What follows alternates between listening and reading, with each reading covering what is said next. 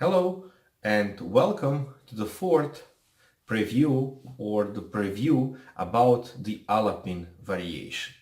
Now, why I think that is very important to also know all of the lines from the Alapin, of course, the answer is very simple. As the close Sicilian, all kind of the miscellaneous variations or something similar at the club level you will see many times. I think that here, after the starting move, e5, e4, c5, c3 is something that your opponents will also try to do very frequently. Now, this is so-called Alapin variation. What is the main goal here for white? Of course, to establish nice attacking center after the move d4. In the Sicilian, white exchange his d pawn for a c pawn and then mainly stay with e and c pawns after the e and d pawns. For instance, like here, after the move, let's say knight to f3 and then let's say knight c6 and then d4 as in the main lines and the exchange on d4. Now you can see that white stay with the e and c pawns against the d and e pawns from black, and of course here black has better potential in the center because we can see that two pawns are against a single one on e4. So the Alapin variation here has very positional background, which is somehow connected with establishing the very concrete, nice and full center by getting the pawns on e and d4 and exchange mainly the c pawns. So here white wants to exchange the c3 for c5 pawn. Now here I think that black has two main variations that he can try, and mainly it's very hard to say which one is better. Maybe slightly more played is the positional move knight f6, which is perfectly fine and which I think gives black very nice chances. But it's somehow more positional approach than the move that I suggest, and also with a move like knight f6, black will not fight for the initiative, but he will try to fight the positional fight where he will try to out-trick white in some kind of the battle for some kind of the squares in the center. Now, much more aggressive way of playing and much direct way of playing in view of how to try to control the game, I think that black can achieve after the move d5. So now, first of all, when white play c3, the knight cannot jump to c3, and because of that d5 is perfectly playable, because after the exchange on d5, black can take with the queen on d5, and now knight c3 isn't possible. This queen is nicely placed on d5 and black has a very comfortable position. So here also what I think is very nice for black is that black has concrete plan. Now how this plan of course is going. After the move d4, I show you how to play knight to c6, and then white has here a couple of options that are nice for him, but black has enough counter chances. For instance, the main move is here, of course, knight to f3.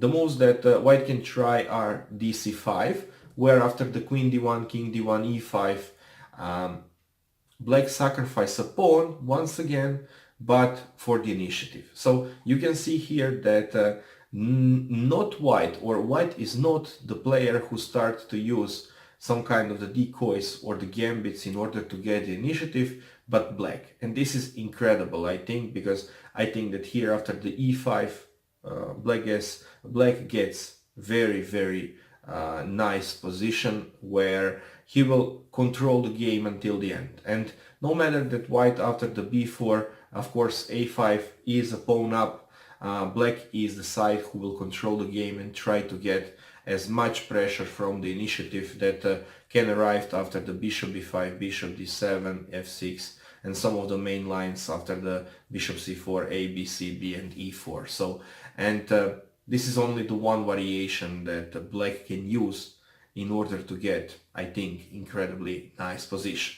Now, also here, after those kind of the exchange on c5 and e5. Of course, white can also use the moves like bishop e3, but incredibly direct answer is knight f6, and then of course knight d5. And now the bishop is hanging, the pawn is hanging. Black brings incredibly nice piece on d5, so black get incredible compensation for just a pawn, which is the pawn on c5, and doesn't really matter for any kind of the play in the center, or get black the problems in his position. So I think that here black has more than enough potential and more than enough possibility to get and play even more, even for more than the equality. Now, beside of this move d takes, of course, on c5, which is not the best way of play, I show you why bishop e3 isn't good, because of the direct strike in the center after the move e4, e5. But also I think that this is not something that white should do, because knight is of course mainly the best move here. Of course, white can also try to play knight a3, the move which is in a similar position, very useful, and then knight b5. But after the queen d8, even here, for instance, knight f3 or even knight d4 will not get white anywhere. To be honest, I think that here with those pawn, very weak, potentially weak pawn on d4, white can get even the problems, because black can very easily attack the pawn. So I think that this is something that white should avoid in those positions. And then also I think that we can very easily see that the main lines start after the move knight f3, where black will play bishop to g4. And after the bishop e2, now is time to take the pawn on d4, and I explain you in the video, of course in the book, that after the move bishop e2, black should take on d4 and then play the move e6. And here the most precise move is h3, when after bishop h5, white has two different ways of play.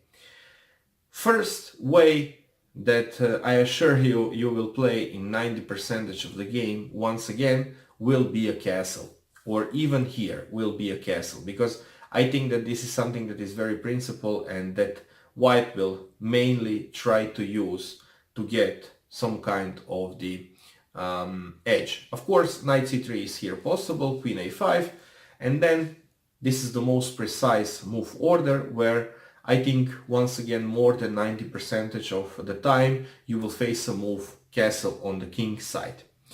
But here is also very important to know that white has some other choice, and this choice is the move d5.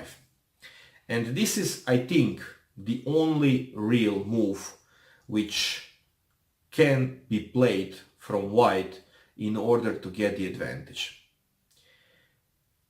I reach this position in a practice. I play slightly different than I show you in the book and of course in the video. I explain you why and how I improve from one position to the other. But it's very nice, I think, to know that I played this more than 10 years ago against the Slovenian Grandmaster Duško Pavasović, where I think that I get a fairly nice position and not getting a full point in the position that was completely winning for me. But okay, I managed to get a draw, I managed to show how to play with black, and I think that this is a very nice result.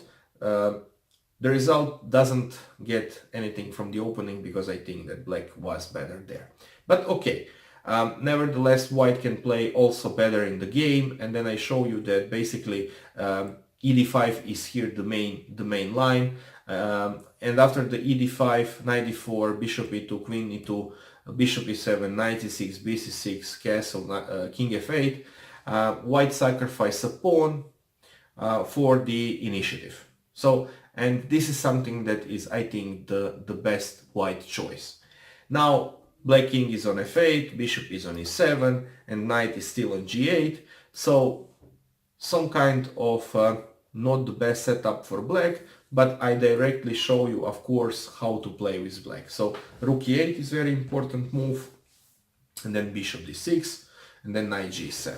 And now you see that black managed to develop all of the pieces and has a pawn for now. So, okay, it's, to be honest, I think that white has a full compensation for a pawn, but this is the case here in the Alapin, and you should play even those kind of positions sometimes.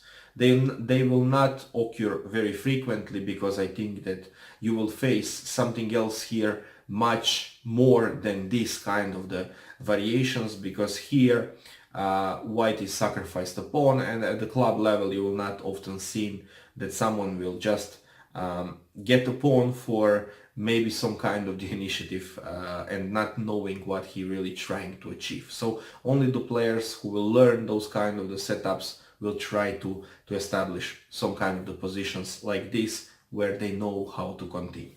So, but to be honest, I think that as I played, to be honest, more than 90% of the time, with no brainer, white will try to get here and castle on the king side.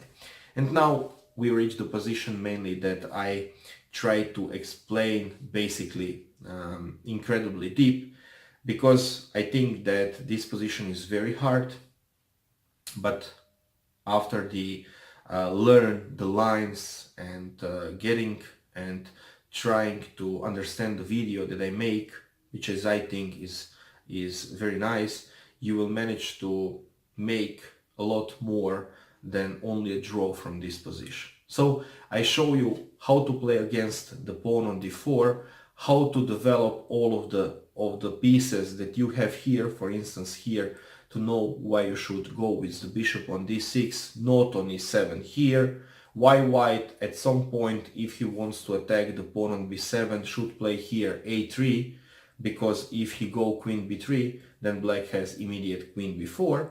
And then also I show you how white, after the a3 castle, will not get anywhere with the moves like b4, because this is only the lose of a time, and what really matters is the pawn on d4, which can be weak later on. So I show you all kind of the tricks, all kind of the position transpositions from one position to the other, how to play and stable your position at first, as you can see here. So mainly we managed to get every single piece out. They are on the right squares, and now from here we start to do some action.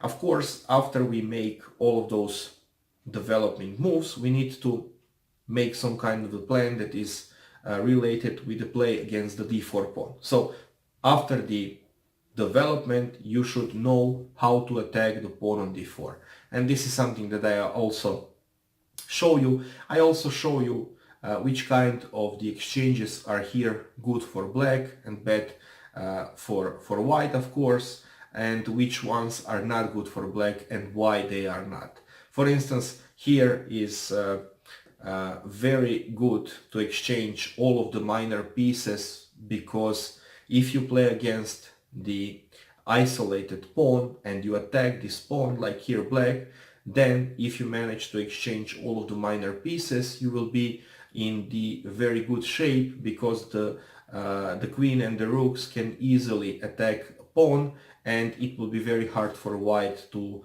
defend it with only rooks and the queen. And also, if you get, which is I think very important, if you are the side who play with the isolated pawn like here white has on d4, then you should mainly try to exchange the rooks and the queen, and of course stay with the minor pieces, because it's much easier to defend the pawn with minor pieces, and of course much harder to attack him with a minor piece. So those are some kind of the combinations which I think really matters, and which you should know in order to know how to play the positions like this one.